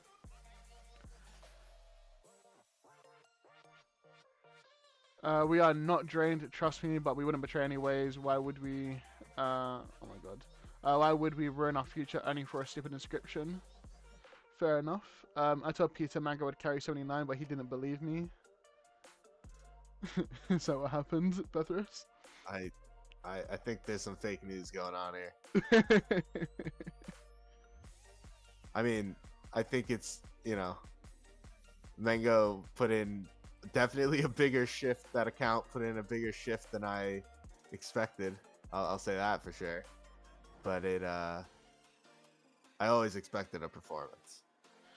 I mean, I'm pretty sure there was a conversation between who everyone thought would perform better between Mango or Jasmine. And I remember telling everyone, this isn't a competition. A Mango's gonna smoke. And I think we proved it this KVK. Yeah, absolutely. I was in 42 for KVK2. 42 was so strong and dominating, it was not fun. Dasher well. I'm not a well, brother. That's all Mango. Crazy how one guy can change the history of entire KVKs. You are right, bro. Pethris, thanks for funding my T5. Pethris was telling me Mango can't carry all of 79's resources and speeds, and he literally did. Well, what I was saying, for clarity, because I did say that, is that you have like 700 main accounts of that kingdom, or 600. I was saying he's not funding all of them to stay on the field all the time. I'm sure the top, 50, top 20 people could get funded, but he definitely blew my expectations with how much he was willing to devote, for sure. I also think Mango is one of a kind in that way. Yeah, that's what I was saying. I mean, I definitely agree. I mean, I've played this game for a long time. I'm friends with a lot of Krakens, like Blackstone. If you know who he is, Blackstone guy in 3560. I was his pilot on that account from KVK1 all the way up to KVK4. Blackstone never did anything like this. Most Krakens will never do anything like this because it's an insane concept. And honestly, people still acknowledge the fact that this is a game at the end of the day. But Mango just doesn't give a fuck, bro. He's like, yeah, I enjoy this game. I enjoy the community. Just what it requires us to win. That's what he does. He does it for the win and for the competitiveness of the game. And he's a rare find indeed. That's been the theme of my account so far, is rare finds of Krakens. Like Noose, for instance, he actually chains and does all of his AP on all of his farms and all that stuff all himself. Like, does all the events. It's crazy.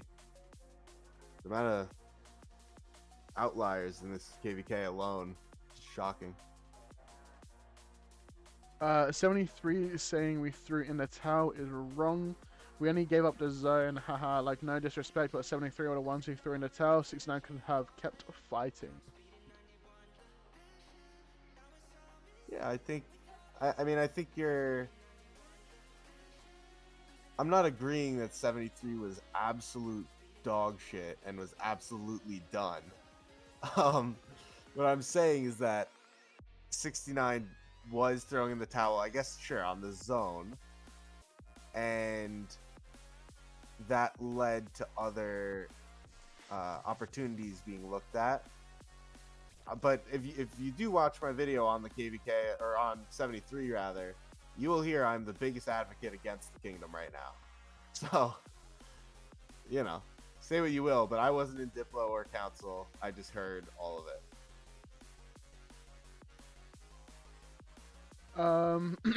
Zeb, we said the same thing to him, and he said that he doesn't know what we're talking about. He funded all the fighters account. No point fighting funding 700 when 600 don't fight. I think that's fair enough. True. True. News changed better than me and Pethris combined. You know what I miss? It's gonna sound crazy when I say this. I miss the Richard Ethelfled chaining, bro. Ooh. Damn. I may leave the voice chat. That's heretical right there. Yeah, bro. I used to chain with Richard Ethelfled doing the little what's it called? Of course, the little barb chaining spots where it's up against certain gaps. Oh my god, bro. On God, I'd put on some anime or a movie in the background, and I would just zone out. Sure, that's fair.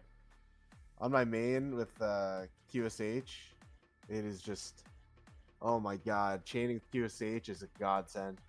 It is so satisfying. You chain Home Kingdom with QSH. Just cause Pethris doesn't chain and hates Richard. Yeah, I mean, yeah, I did make an entire video hating on Richard. That is true. That is Bro, true. you're hating on my goat? Not for chaining, but we had, you know, a certain someone who expertised him for KVK1 and swore by him, and that prompted that video. Fair enough, man. I can't wait to chain with YSG. Yeah. YSG chaining is definitely a lot easier. Pethris deadweight, he died 4 times in Realm with SOC commanders. Please I am deadweight. Please don't let me. I am deadweight, and I did die twice to spikes, I believe. Or once to spikes, spikes? once to the thing. The spikes? Yeah.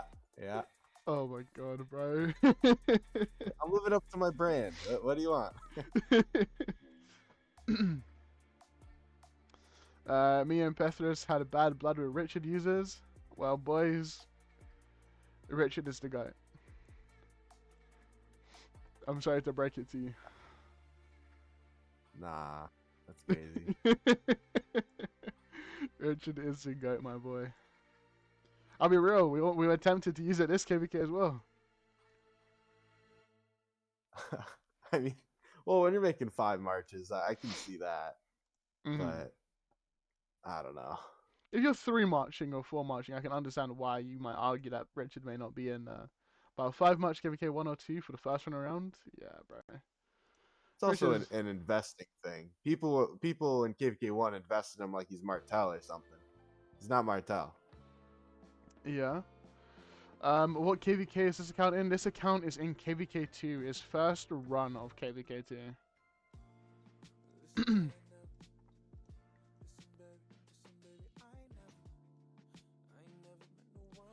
I would Richard / Martel on auto barbs and go to bed. In the morning, they would still be at full power.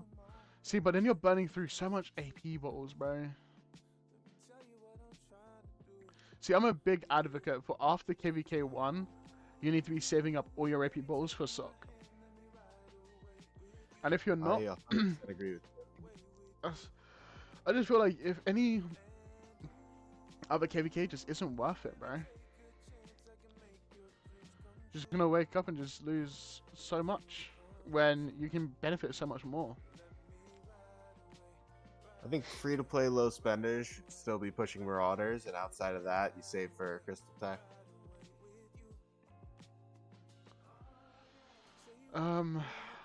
Even Marauders, but I don't think Marauders are worth it. Because we're not saying don't kill Barbs during KVK, just don't use AP pots. Yeah. I found pushing Marauders KVK 1 and 2 and then saving to be worthwhile, but I am also not a I'm a whale in a free-to-play body. So I don't chain as much as I should or at all.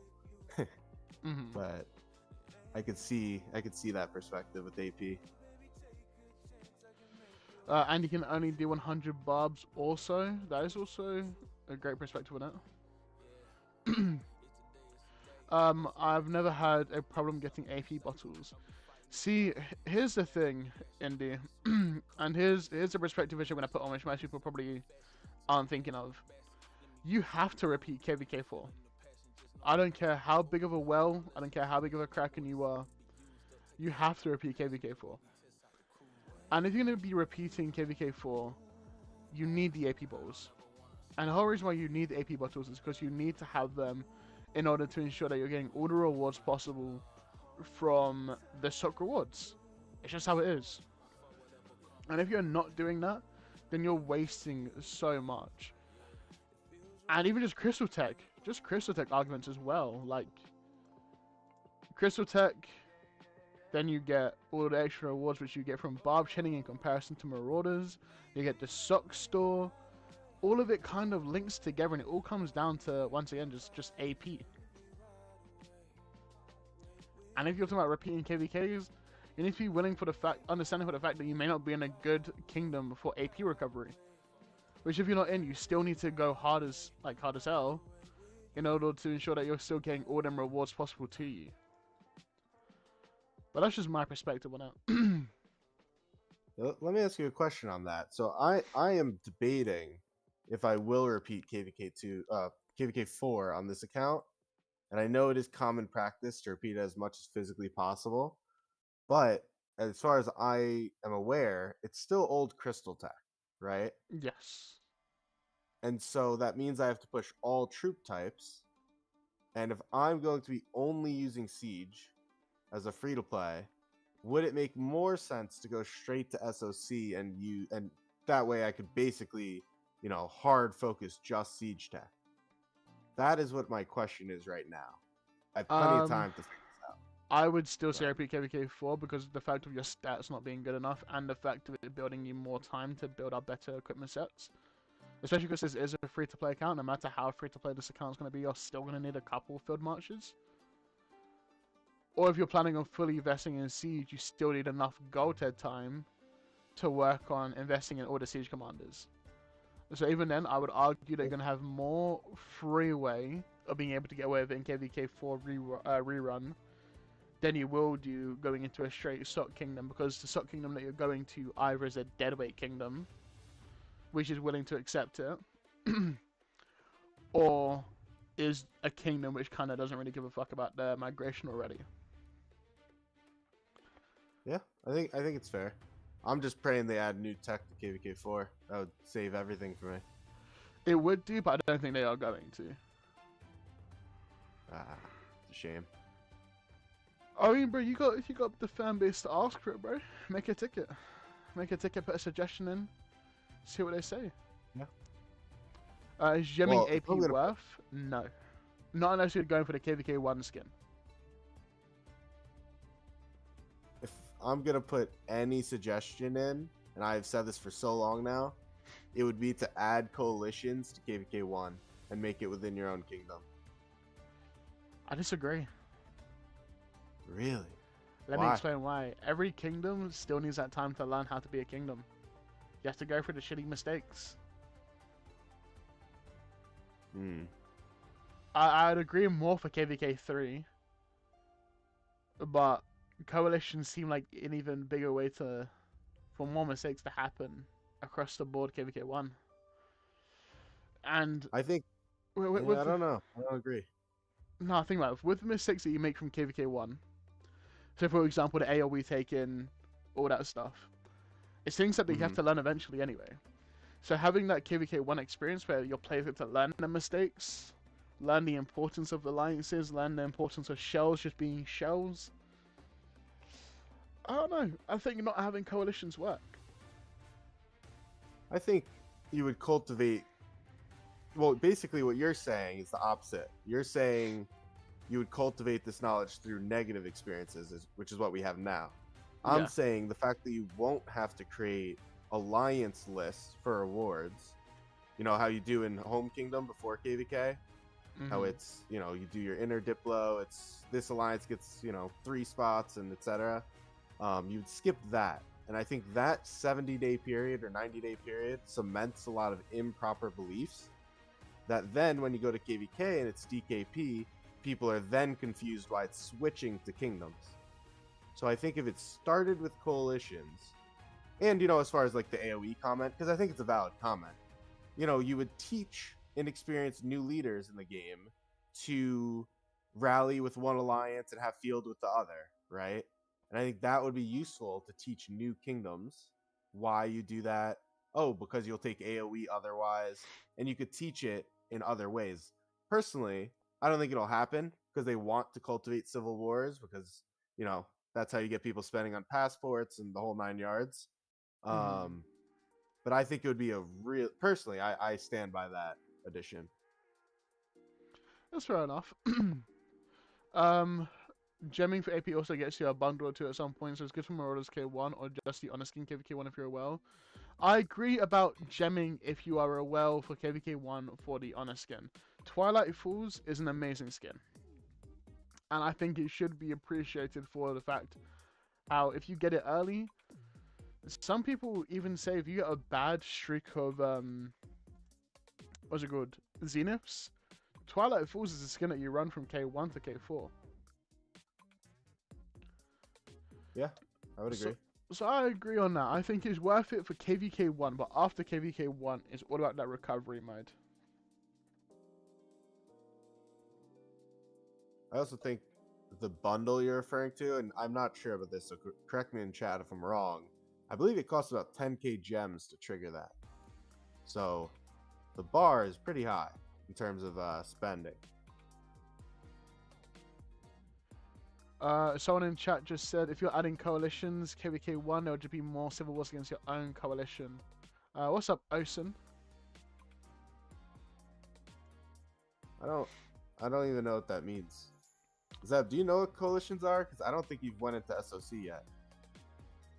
I disagree with that as well. I don't think it would also cause more civil wars, but I think the point you're trying to make is more coalitions equals more vocal points. True, that is true. You all share awards though, you know? Gets rid of Yeah. that dispute. So repeating KVK 4 is a must. The first time I'm hearing that, I'm going to it's going to cost a shit ton of passports. I'll be over 100 mil at that point. This is just my opinion. I think, in my opinion, KVK 4 is a must because it's also going to be the KVK where you get your most KP. So it's going to be the KVK where you get the most KP. Probably the KVK where you also get to abuse your account. This will only ever happen once, where your account will actually be more developed than the average account in that kingdom, like in that KVK. And it allows you just to get your account more prepared for the stock cycles.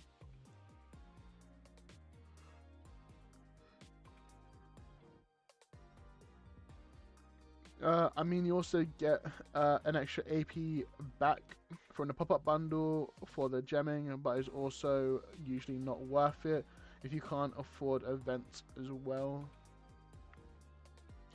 I agree with that. You can leave your coalition right individually. People would just do that if they didn't like the allies. Your alliance can leave the coalition, but it's not like you can just. I mean, you can leave your alliance, which leaves the coalition. Yeah. It's just what would the incentive be, Zeb? Because usually the incentive in Home Kingdom is people moaning about lack of rewards, which wouldn't be an issue anymore. Um, I think the lessons out of it, you know, you bring up a good point here that you wouldn't get some of the lessons like AoE, and not every player is going to realize because it's being rallied from a different alliance, things like that. Um, so I see both sides. You have brought up a good point.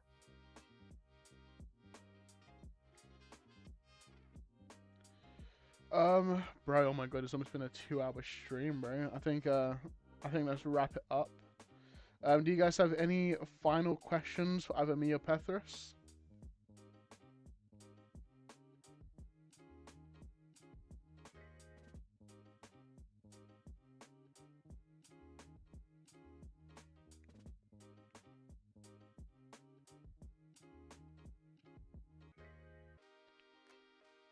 Let me quickly grab up your YouTube channel as well in the meantime.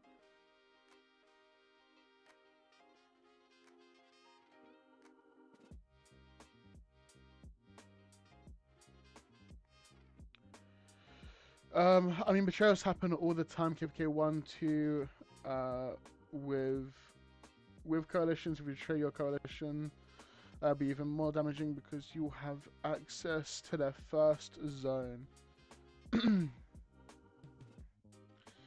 um, yes and no. I mean, it can be a positive and a negative because it'll also just allow a more abusing of the system. The only thing which I actually see it as a positive from personally from the coalition system um, would be the fact of having access to all the zones. That to me sounds like fucking amazing. Yeah, that would We be nice. That it would be would, nice. especially early doors. Oh my god.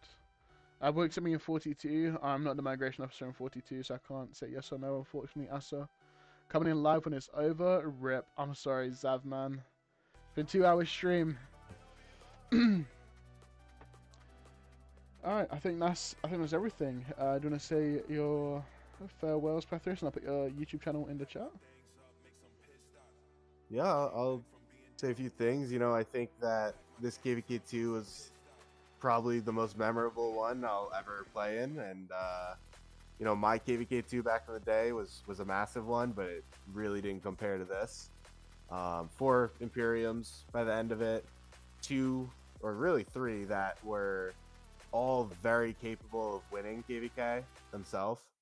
Um, really just happy that I ended up in this KVK. I mean, I didn't migrate; it was really by chance. So definitely grateful, and grateful for the opportunity to be here and have this conversation, and have a chat that is asking engaging questions. It's definitely wonderful to have. It's truly been a pleasure. So looking forward to more. Definitely gonna be watching wherever you go or wherever you don't go or whatever happens.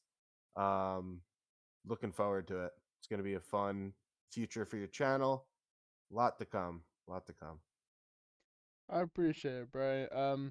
So if anyone that's still in the chat, like I said, I just put Pethris' YouTube channel link in there. He is doing an amazing job, bro. An amazing person.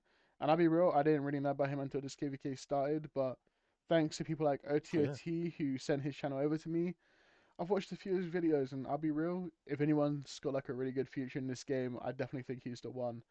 So if you guys enjoy my content, I'm sure you're going to enjoy his. Make sure to subscribe to him, show him some love, show him what the Dasher community really is about. Also, like I said, if you guys see the pinned comment above, that is our brand new Discord server. You guys asked, I was sure to provide. If you guys wish to join, make sure to click that link, join the Discord server, be a part of our great and growing community day by day. And yeah, on that note, I think I'm going to call it. I hope you all have a great rest of your morning, evening, afternoon, whatever time zone you guys may be in. And peace.